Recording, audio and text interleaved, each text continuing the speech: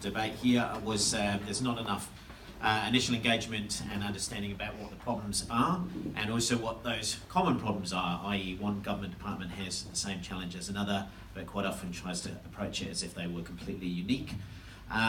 In the old days, RFPs used to actually provide that visibility.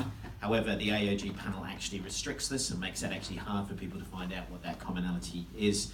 So we're forced to do it over a coffee and things like that, which is no bad thing for the rest of the economy here in Wellington.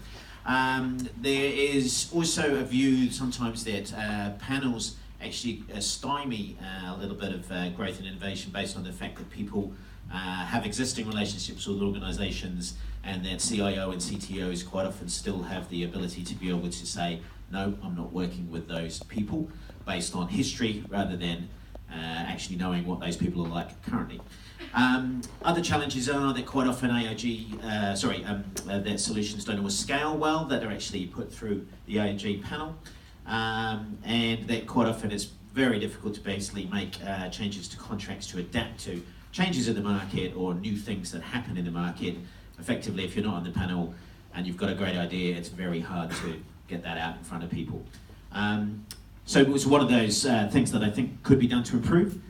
Procurement teams need to start spreading work across more suppliers. We've believed that there's quite a bit of a challenge here where smaller businesses don't necessarily get the opportunity to grow simply because they're not chosen enough of the time. And my analogy was that in the old days, you didn't hear a lot of New Zealand radio, music played on New Zealand radio, but somebody made the policy change that said we need to put X% on.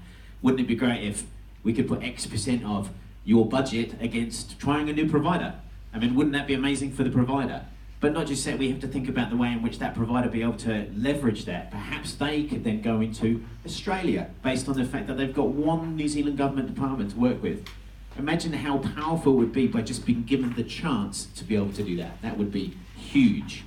I think the marketplace idea is also something that people have talked about, but arguably the marketplace has a limitation in the fact that it will still actually have lists of people. Wouldn't it be better if you asked the marketplace, I've got these problems to solve, and then based on those responses, it put in front of you, these are the 4 companies we think you should talk to.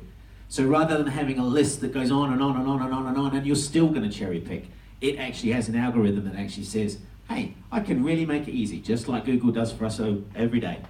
Other changes are other changes we think need to happen are more joined up agencies. So agencies themselves being able to recognise that they have common goals, common ground, and common problems that they need to solve. And particularly that some of the smaller agencies don't always have the budget to be able to actually solve their problems. They need to actually partner with other people.